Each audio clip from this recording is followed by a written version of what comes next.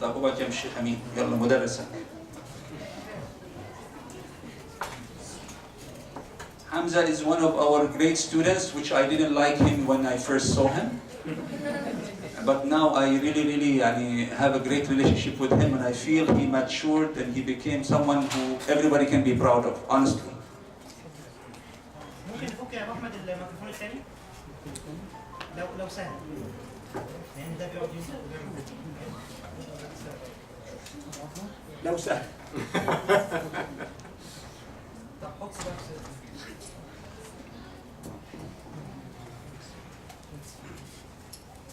Quran will be read, so with full respect, the words of Allah Azza wa Jalla. Bismillah. أعوذ بالله من الشيطان الرجيم. بسم الله الرحمن الرحيم. ولقد آتينا لقمان الحكمة ينشكر لله ومن يشكر فإنما يشكر لنفسه ومن كفر فإن الله غني حميد. وإذ قال لقمان لابنه وهو يعظه يا بني لا تشرك بالله إن الشرك لظلم عظيم.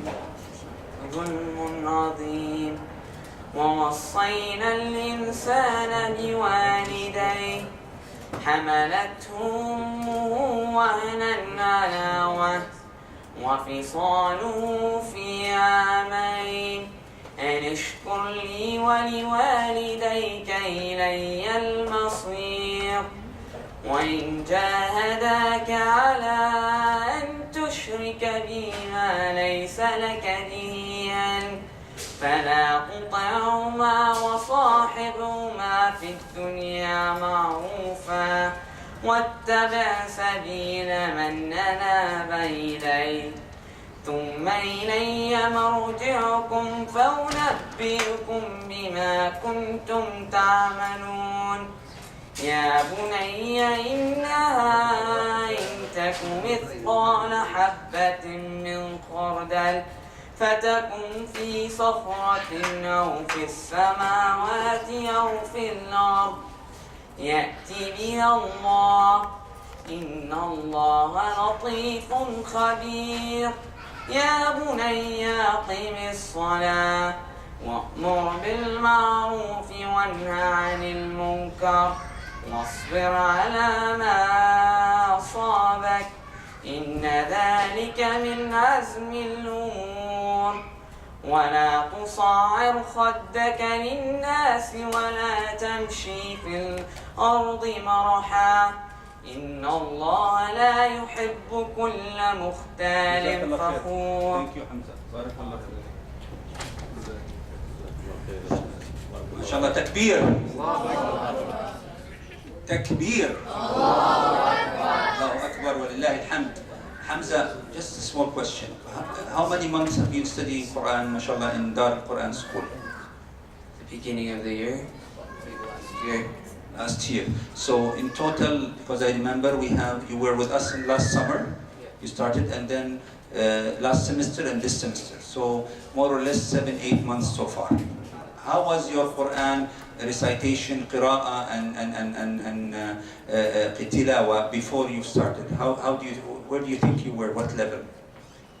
I was, because I started when I was in grade 4, I was a little good. But then when I came here, I kind of became better because I learned the right tajweed, the way to say the huruf better, and the med and all of that. Jazakallah khair.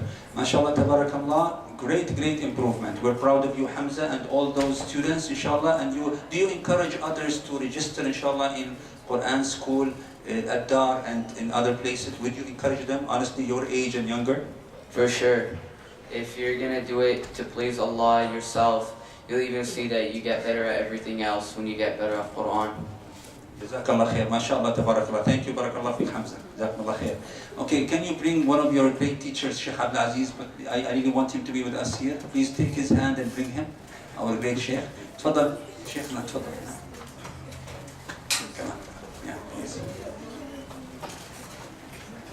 الكاميرا بتصور كويس، شوف ابتسامه وبركات كمان عشان الشيخ عبد العزيز.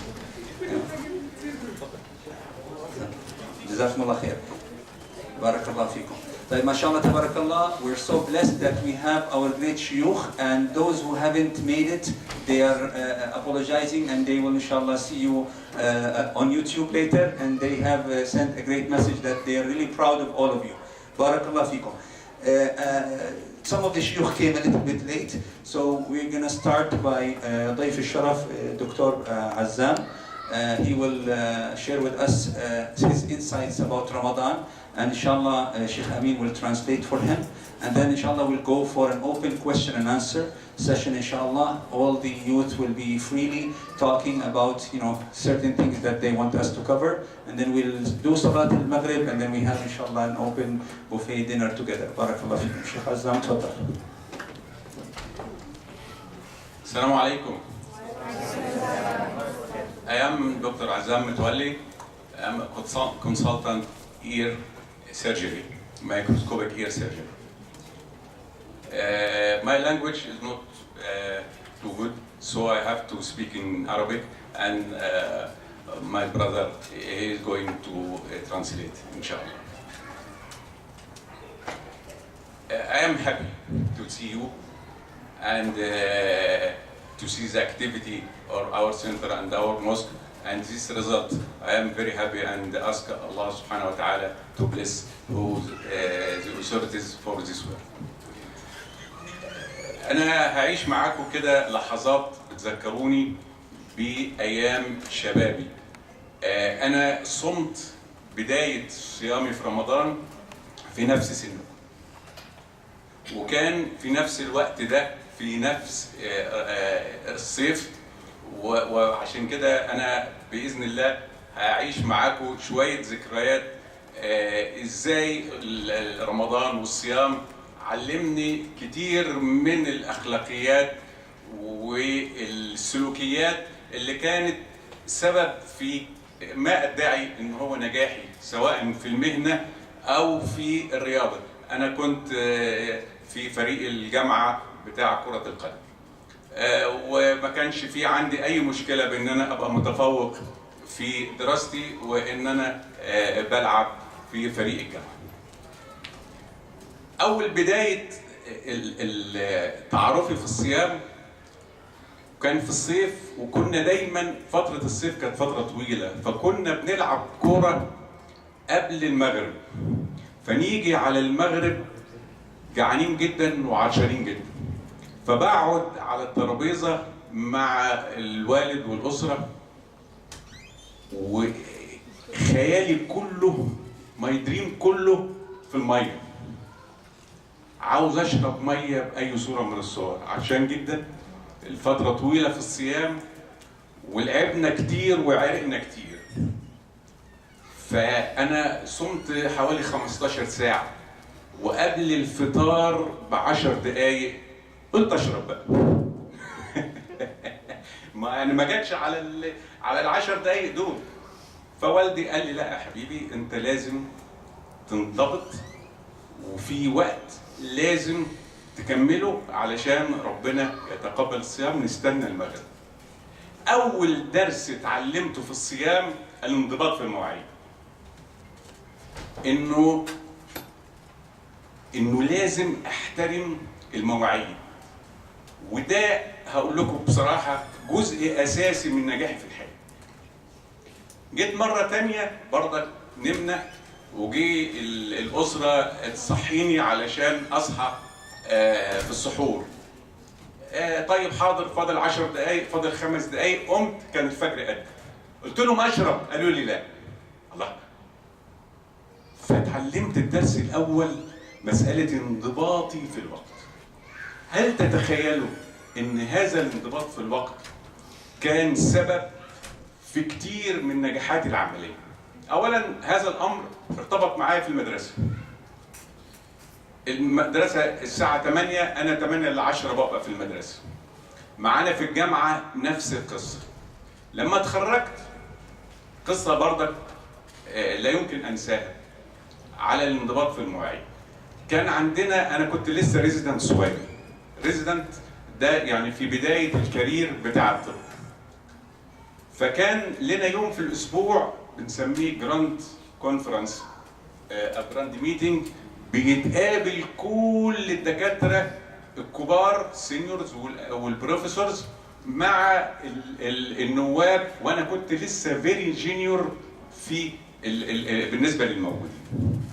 فالتزامي بالمواعيد كنت باجي 10 دقائق ربع ساعه قبل التايم بتاعي.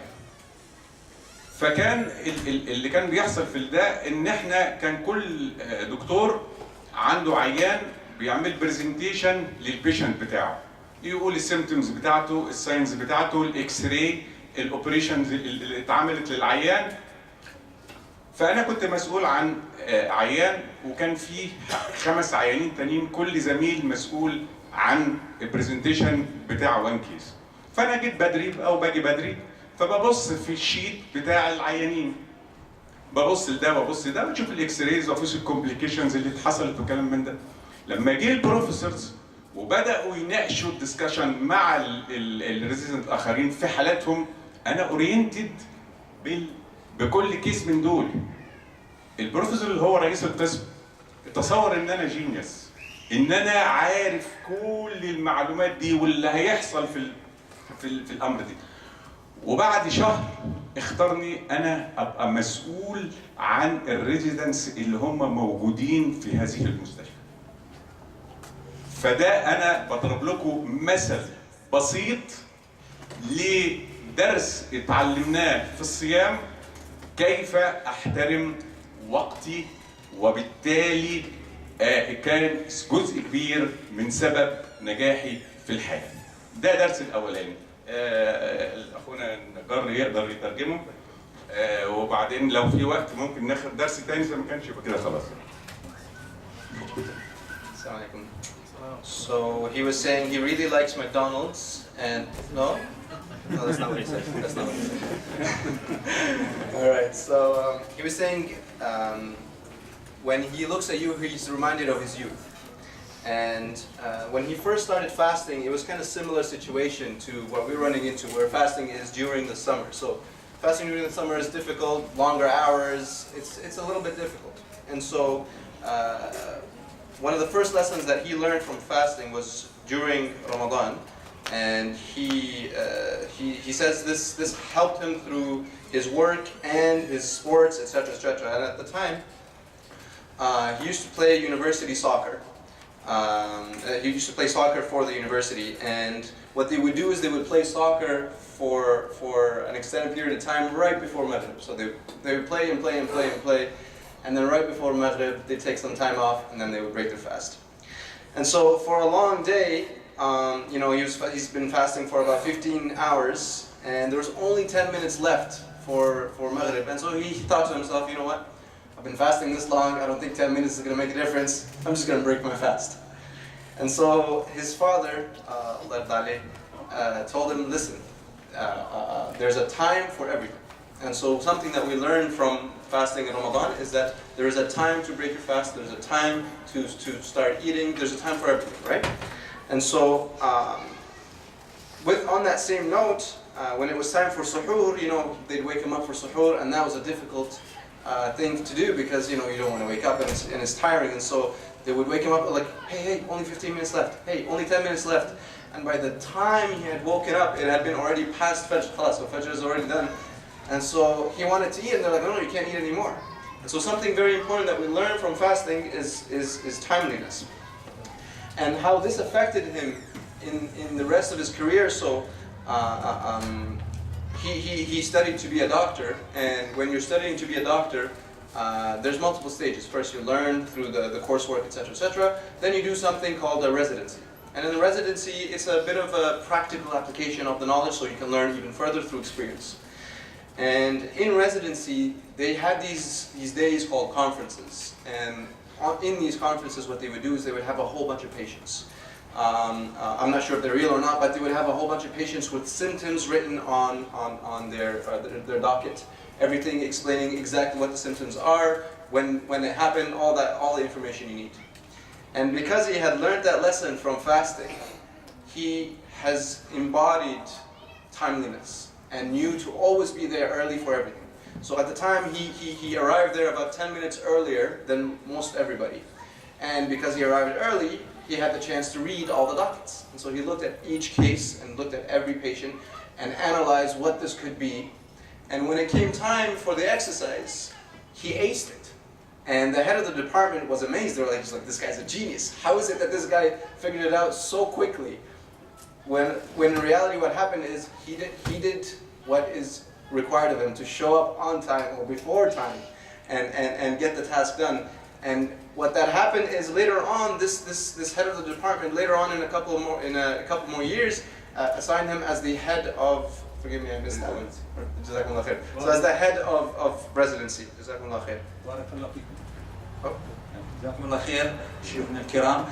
Before we continue, we want to first of all welcome and thank all our great shuyukh who have participated and made this, alhamdulillah, success happens. It's only because of Allah awalan, and then our great shuyukh, and then mashallah the great audience and parents especially, and we as management of this place, we come the last because we're just here to serve first of all Allah and then abidillah inshallah as much as we can.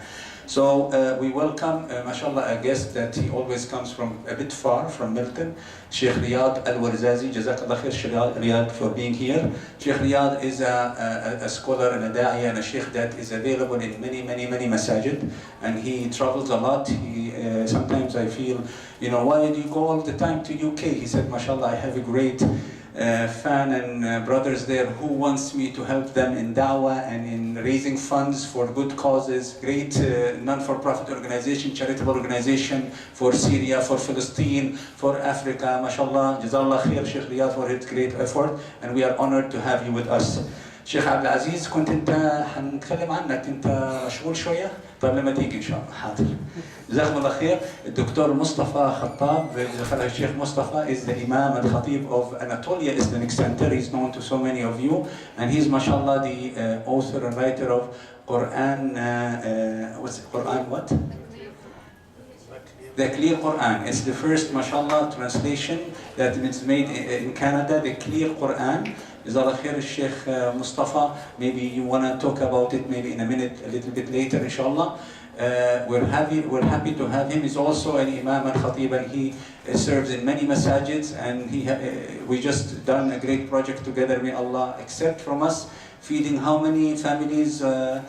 300 families in Egypt, iftar sa'im. And it's open, by the way. We still have more families that are in need in Egypt and in other ways for iftar as-sa'im. Alhamdulillah, $3,000 were raised in almost 1 week. Jazakallah khair. Dr. Azzam Twali, we have just introduced. He's mashallah a doctor and a surgeon of ENT, nose, throat and ear, and mashallah he is one of the main speakers of Saturday morning, early morning sessions for adults, and we're very happy to have you, Dr. Azzam. Of course, what did you say? Sheikh Amin al-Najjar.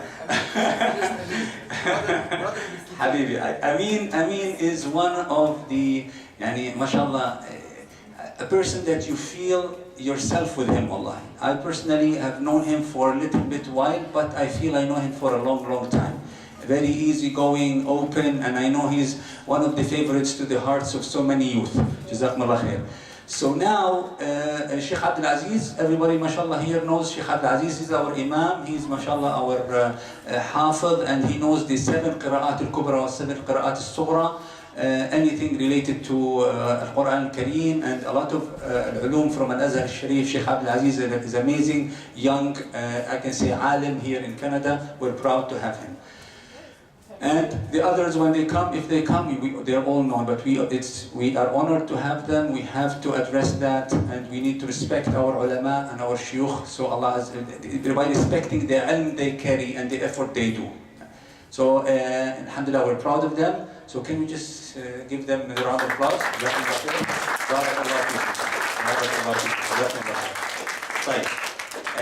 Now, we have almost half an hour before Salat al-Maghrib, so we will start question and answer. You can choose the one who you want him to answer your question.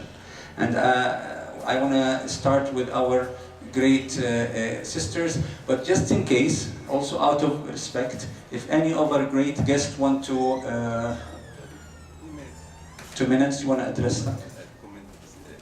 Okay. Thank you.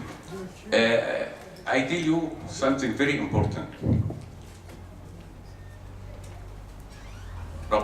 ربنا سبحانه وتعالى لما أمرنا بالصيام والصلاة ما أمرناش بالصيام بالذات علشان يعذبنا، لا علشان يهذبنا. وبالتالي الإنسان المسلم لازم يبقى ناجح في حياته، واللي يبقى ناجح في حياته في الدنيا هيبقى ناجح في حياته في الآخرة. والصيام والصلاة بيعلمنا كتير من السلوكيات اللي سبب في نجاحنا في الحياة. الإنسان اللي يلاقي نفسه مش ناجح في الحياة يبتدي يراجع نفسه في أموره اللي لها علاقة بالله سبحانه وتعالى. وده النقطة اللي أنا عاوز أقولها لكم، وده التجربة اللي أنا بدأتها، إنه اتعلمت من الصيام إن أنا أحترم مواعيدي، وأنا يبقى عندي إرادة وعندي سيلف كونفيدنس. هل ده بس علشان أخش الجنة؟ لا، ده أنا علشان أخش الجنة وعشان أبقى ناجح في حياتي، أبقى نموذج كويس للمسلم، علشان قدام العالم يتقال إن المسلمين إن الإسلام ده شيء جيد، وبالتالي هيبقى نموذج نقدر نقدمه كويس. لو أنا أبقى فاشل في حياتي الناس مش هتقول إن عزام فاشل، هيقولوا لا ده الإسلام وحش علشان طلع عزام وحش. ودي النقطة المهمة. أخونا نجار يقدر Again, he's saying Harvey's is actually better than McDonald's. So he wanted to say fasting. Allah Azza wa Jalla, when he gave us fasting and other obligatory rituals that we have, they're meant as discipline, not as punishment. Allah Azza wa Jalla is teaching us discipline, not punishment, and that a good Muslim is successful in life, where non-spiritual life and other ways. And so what he's saying is, from his experience, he asks himself, anytime he finds himself perhaps not as successful as he wants to be in something in his own life, he reviews, he looks again at his spiritual life and sees what he can fix there, what he can learn from that, and applies it to life. Because we're supposed to be good example, good ambassadors to Islam, a good example to follow. And when people see a Muslim perhaps not doing as well as they should be, they would blame Islam, not the person. And so we need to be good ambassadors to this great religion.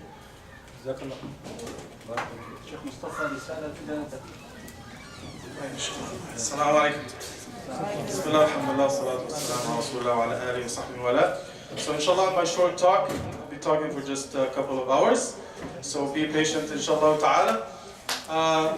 Is Dana here? Dana Faisal. Stand up, please.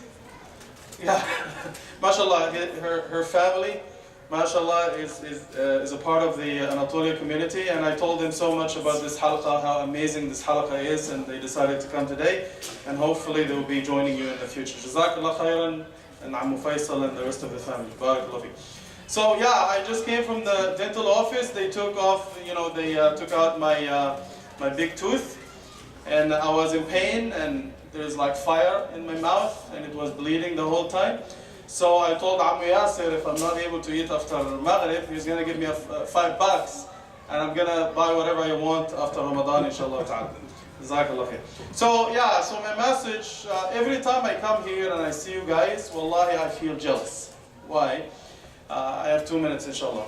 So basically, I grew up in a small village in Egypt. You already know the story. And with no potential of going to school. So basically, my dad didn't want me to go to school. He just wanted me to stay, work in the farm, khalas. But my mother put up a big fight for me to go to school and to study.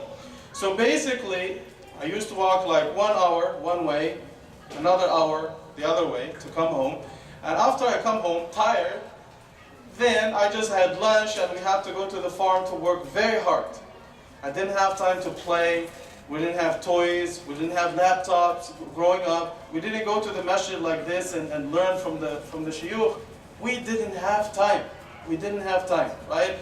And my dad gave me a hard time every time he saw me playing soccer because he was against it.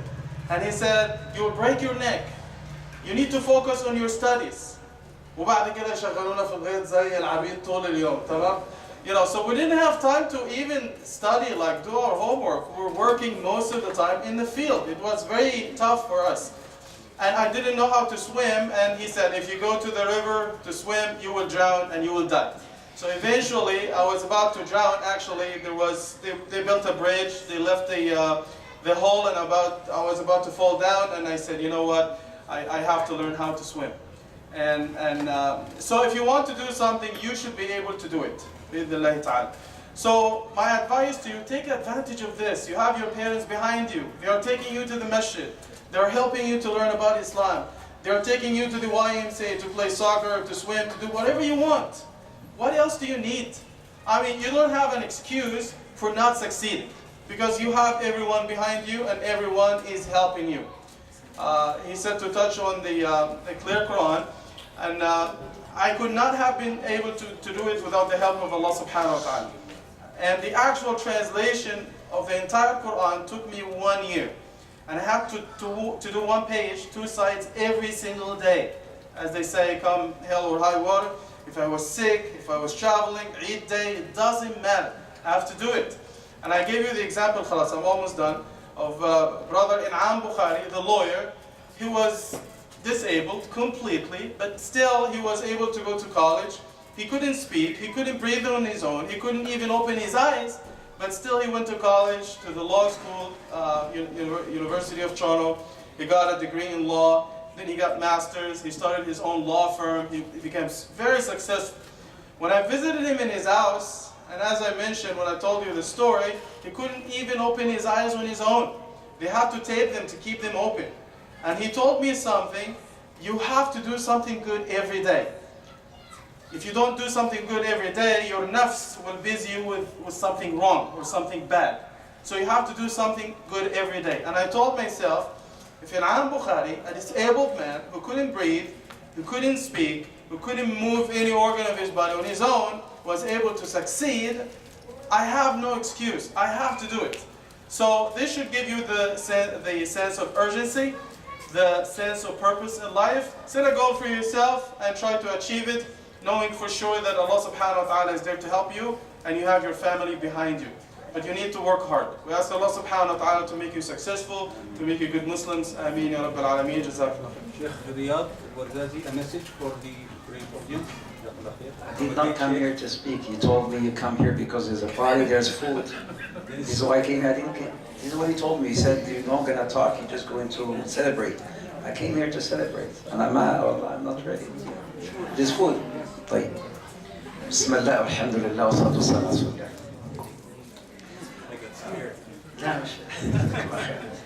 By the way, but he's a martial artist, so you guys are Alhamdulillah, Allah barak, alhamdulillah. They're joking. Wallah, Jazakallah khair. First of all, may Allah Azza wa Jal bless you and bless Dar. May Allah Azza wa Jal bless them and put this in the Mizan Hasanat. I love working for the youth for many reasons. You know, first of all, it makes us feel young, mashallah, tabarakallah. And also, if we go back to the Prophet Muhammad ﷺ, quickly, the Prophet Muhammad ﷺ used to attribute a lot of importance to the youth. And when we talk about the Sahaba, a lot of us think that the Sahaba are some uncles and chachas, and you know, but a lot of them, in fact, they're youngsters. You know, Abu Bakr when he embraced Islam, and Umar and Ali, and the first ambassador of Mus'ab. You know, they were all very, very young. In fact, Sheikh, I don't know, you know, from Morocco, right? There is the one who conquered Al-Maghrib. You know, do you guys have heard of his name? In Al-Andalus? Who knows who the conquest of Al-Andalus? There was what's his name? Muhammad al-Fatih. Muhammad al-Fatih is Turkish. From Anatolia. No, his name is Tariq ibn Ziyad. Have you heard of this name, Tariq ibn Ziyad? Anybody? Have you heard of it? How old do you think Tariq ibn Ziyad was when he conquered Al-Andalus? How old was he? 9? 17. How old was he? 20? Very close, very, very close. He was 16. 16, a lot of you guys play PlayStation, I even like my son. 16 PlayStation, he knows it in and out. هذا 16 years old فتح الأندلس. You know, he conquered Al-Andalus when he was only 16 years old. So just so you know that, mashallah, tabarakallah, as again, the Prophet Muhammad used to attribute a lot of importance to the youth. The youth are the air that we breathe. The youth are the carriers of the flag of La ilaha illallah. خلاص, Sheikh Mustafa, Abu Ahmed, we are elders. And to you guys, inshallah ta'ala, are those who are going to take on the torch and carry on and move on with, mashallah, Brother Najal as well, mashallah, tabarakallah. We talk with an accent and we don't even know how to walk and talk and eat. Yani sometimes our kids, they don't even want us to take them to school. Baba, you just park very far away. Yani we tend to embarrass them and whatnot, you know. But mashallah, tabarakallah, you guys are the future of this Ummah bi'idnillah in Canada. And we want to thank them. Khalas, I'm done. I want to thank them, not them thanking us, no Sheikh. Wallahi, I mean it. I want to thank each one of you for giving us the opportunity to serve you. We could have been served somewhere else or, you know, or that other things. But we want to serve you, so you are giving us this opportunity to serve you. Has anybody ever milked a cow before? ايش هو كنديانز يا شيخ هذا كنديان هذا حتى قلت لهم هل حدا فيكم حلب بقره قال لك ايوه ايش ايوه. Have you ever milked a cow ولا جمل camel? No, have you, Sheikh? I've done it many times. I'm farmers, I'm sure you've done it, huh? Milk them, milk the shuyukh, milk this guy, milk the shuyukh, milk them. They have time, you know, utilize them. That's what I'm trying to tell you. That's يعني milk as a cow, but utilize them. You know, if you have time, please come. Please utilize us. Wallahi, we want you to utilize us. Thank you so much. Barakallahu feekum. Assalamu alaikum wa rahmatullahi wa barakatuh. Sheikh Abdul Aziz will be, inshallah, we'll be honored to have him with, he's one of the surprises for season number 2, inshallah. So he will be one of our shuyukh, and he's always been our sheikh here in the masjid, and our muhaffad, and alhamdulillah, we're proud of having him. طيب, we go to the question and answer, and I want sisters to start. Okay. Isra. Okay. Come on. Guys. And please, we want, this is a very important part. Wallahi. Me and Iman want to ask about the hijab. We're like only 5 of us in our school are wearing the hijab, and the hijab, like, I know it's supposed to modest and cover you up, but for us being the only 5, it kind of just brings more attention to us, and it's not very positive attention, so it kind of makes us stand out, but not in a good way. And sometimes we talk to each other and we feel like we want to take it off because it's bringing negative attention to us. So I don't know how to deal with that, or how to keep it on with confidence. To answer it? Who? And you choose. Amin.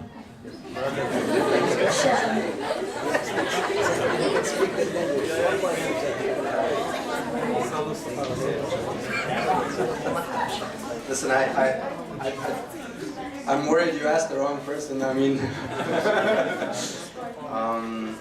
I'll just say one thing. So something we understand about not just our culture, but about our religion, about anything.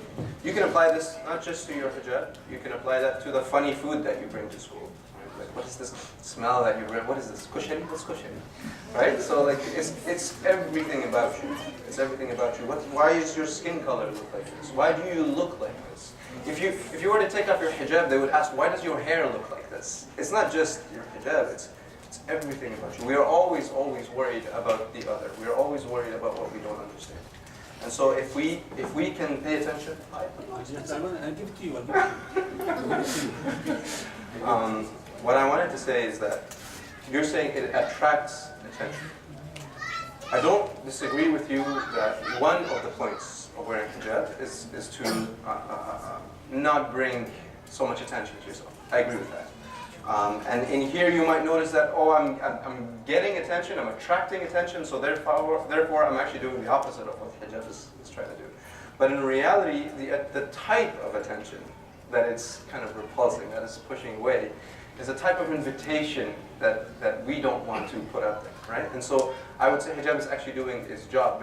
You might not be bringing the type of attention that you're more accustomed to, but you see what I mean. The second part is we need to be proud of what it is that we're doing. When you are wearing the hijab, you are a symbol, you're a sign, you are an absolute ambassador of this powerful religion that you have.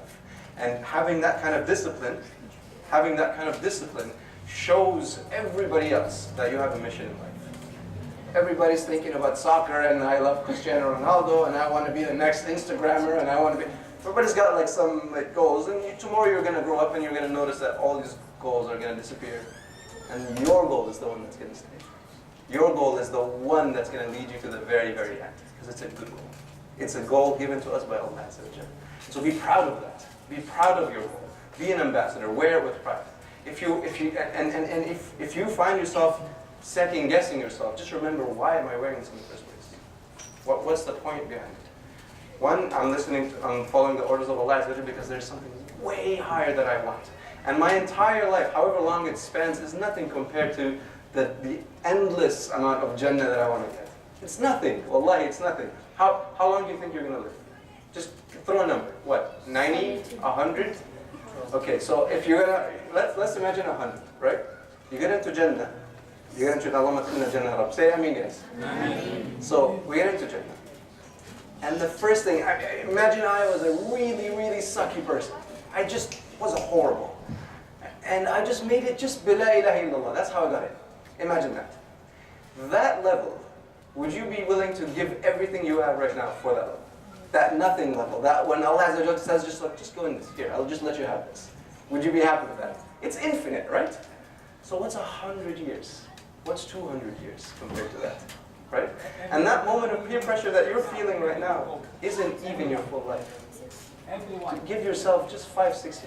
You'll see. Wallahi, you will be an absolute ambassador. You will be so proud of what you're doing. Not just the hijab, everything about you. You have a mission in life. I have a mission that I'm trying to accomplish. And you'll notice that those thoughts were actually silly. Right? And every girl, I have 2 sisters, a mother and a wife. I know, trust me. I have heard it all. I have seen it all. I've spoken with my sisters. I know. The pressures that you're feeling now are not insignificant. But they are nothing. They pale in comparison for what you have in front of you and the mission that you have. Yes. For the sisters and your friends that might want to take off their hijab, it's a matter of just reinvigorating the reason for why you're wearing the hijab. You have to just remember, why am I doing it in the first place? That's all. That's all you gotta do. Just remember it and remind one another. And so we understand Allah Azza wa Jalla, Surah Al-Baqarah, I always love to say this. لا يكلف الله نفسا إلا وسعها. Allah Azza wa Jalla will not task any being, any soul, with anything more than it can handle. Allah Azza wa Jalla tasks you with hijab, He knows you can do it. And all the other missions that Allah Azza wa Jalla gave you, also knows that you can do it. I'd like to also give an opportunity to one of the shuyukh, if you would like to comment.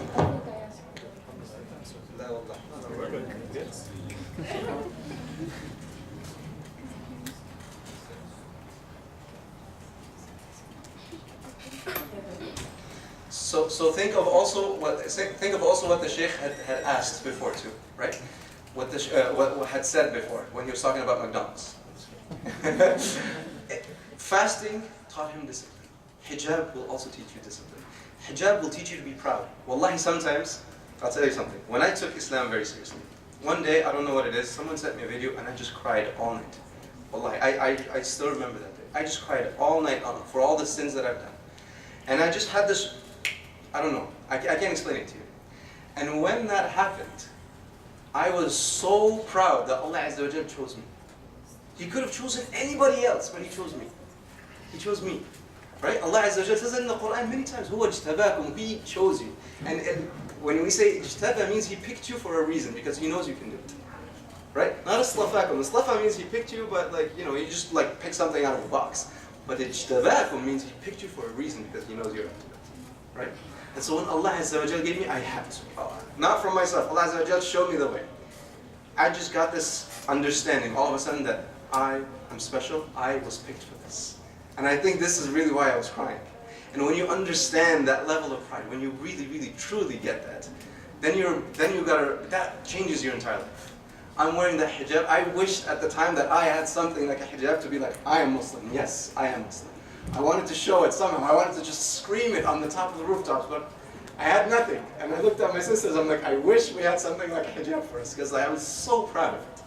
And so wear it with pride. Really, really, truly do. And use it. Use it in your life as discipline. Use it. One last thing I want to add here, sisters, please pay attention. By the way, Allah Azza wa Jal did not ask only Muslim girls and ladies to wear hijab. This is a rule or instruction or a request from Allah Azza wa Jal, an obligation on all women on earth, all religions from Adam alayhi salam till Yawm al-Qiyamah. And it's available in the Old Testament and in the New Testament, Torah, Injil, Zabur, name it. And just a few days ago, I was with my daughter Noor. We were invited somewhere, and we met a very old lady, Canadian, white Christian. And when we spoke about Islam with her, she said, I know, and it's in our Bible that hijab is a must, pork is haram, and drinking is haram, but you know what? We don't follow it anymore. Or most of us don't follow it anymore. So you choose, as hijabis, mashallah, and those who will wear hijab, inshallah, soon, you choose to be the one, compared to all people in the world, to follow Allah, because Allah knows the best for you, or to follow those whom you think you want to be, among them, that they say clearly that they don't follow their religion. We'll stop here with this question. One question from the brother, Jazakumullah khair. Yes. Come and say it here. We want to hear the question. I'm going to give you opportunity to express yourself. My question isn't really that important. I just want to ask all of you. So, are you all going to be here for the next season? We came all the way for this.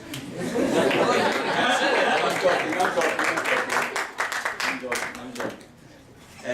The answer from our side, yes. Inshallah. Yes, inshallah.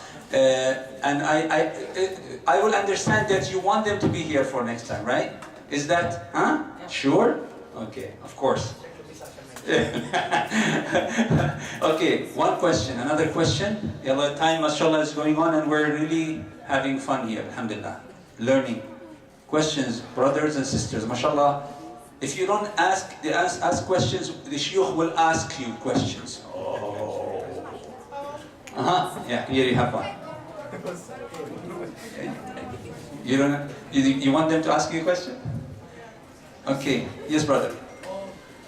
My friend wants to know if it's هذا صوتك شوي. my friend wants to know if it's haram to attend health class. I mean, like sex ed in Ramadan. Good, very important question. And is it haram to attend sex education class or health class in Ramadan? That was. Sheikh, yeah. Okay, Sheikh Mustafa. So basically, this is very important. It's the topic of the time also. Please pay attention. Please. in fiqh and usul al-fiqh we say al-hukmu ala shay'i far'un min tasawwurihi. It's hard to translate. But anyway, to be able to pass a ruling on something, you have to understand what it is.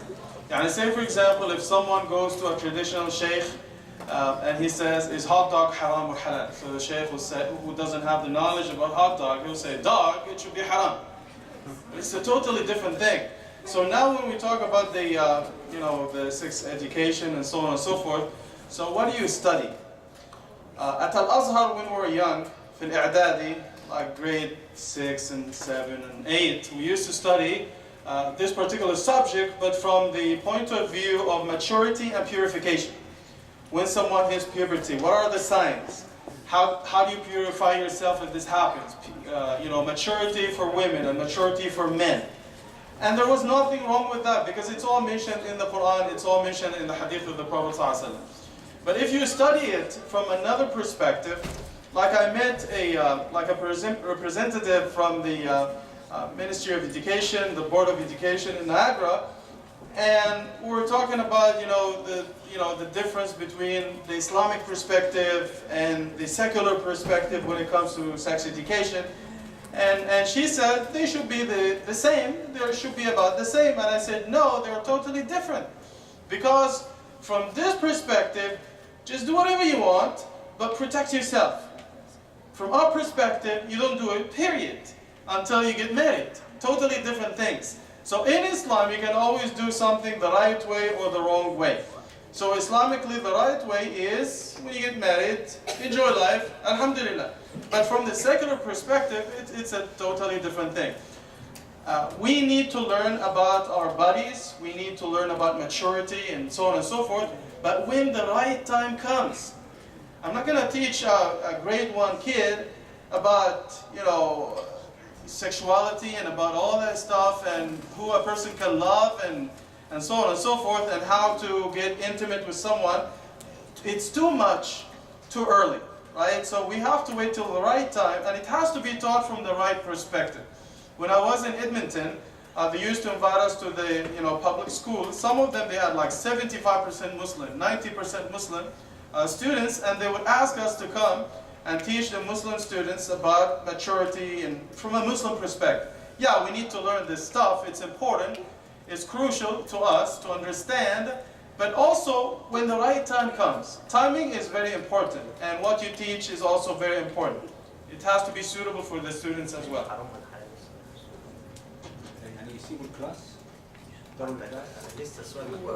Yeah, really, it doesn't really matter if it's Ramadan or not Ramadan. What matters is the content you're learning, right?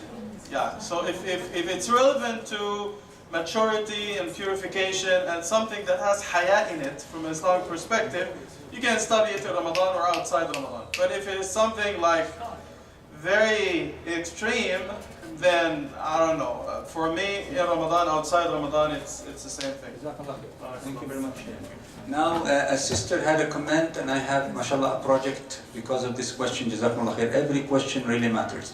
One of the sisters commented that we should be proud of our hijabi sisters because even those who are not Muslims, but they are considered the great women in history, such as Mother Teresa, and such as in the Christian faith, in the nuns available to serve God in their faith, in churches, in Jewish religion. You can search it. They're all wearing exactly the hijab that you're wearing, and sadly, some of them even more modest than the modern hijab for tight pants and stuff.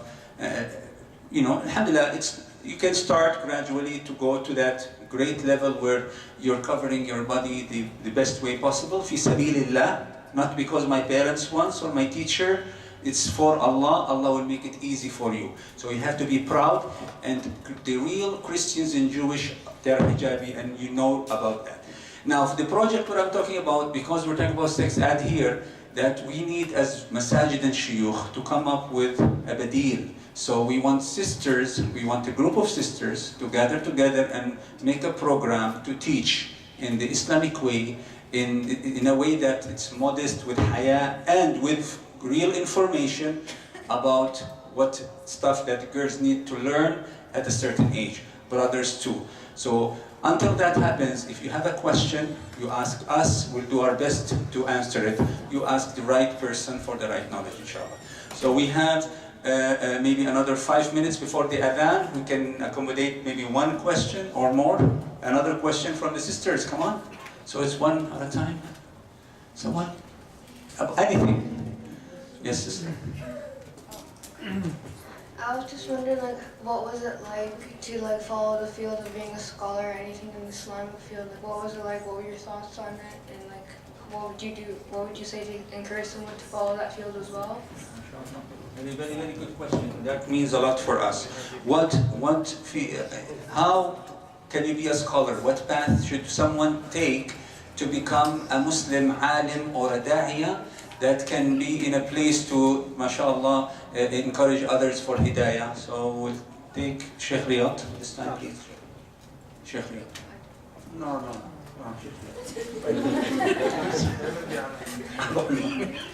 طيب, I'll make it personal.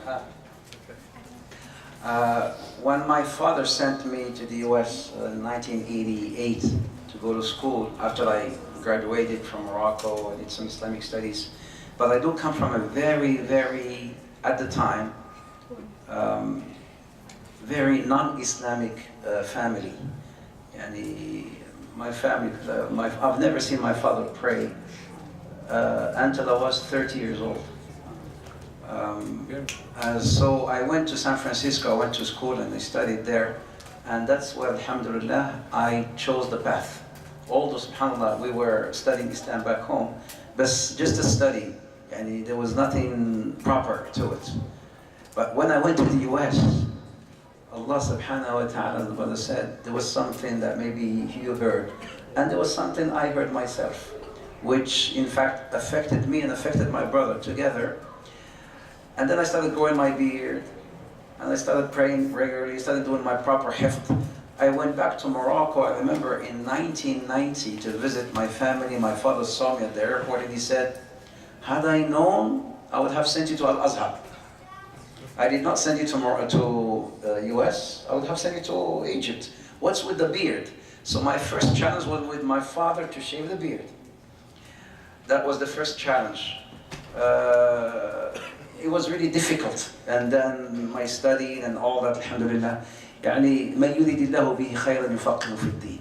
As the Prophet Muhammad says, when Allah wishes good for a person, He will make him يعني فقيه في الدين. And what's faqih? Faqih is somebody who can really not just understand, practice, will have the intellect, the proper understanding of the deen. So whoever Allah wants khair for him, He will guide him towards that path. Not only that, but also a lot of people may say, oh, khalas, I will quit my studies and I will just pursue Islam.